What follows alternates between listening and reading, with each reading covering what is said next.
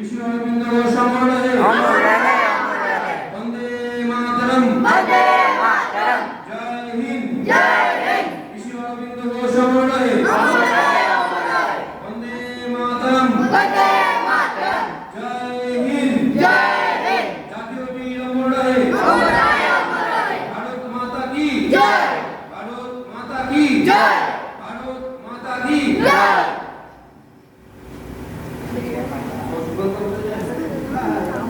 কবি সুকান্ত ভট্টাচার্য, যার যিনি জন্মেছিলেন 1926 খ্রিস্টাব্দে, আজকের দিন 15ই আগস্ট, ঠিক আছে, তার প্রতিকৃতিতে কিশোর কবি তিনি, তার প্রতিকৃতিতে মাল্যদান করা হলো।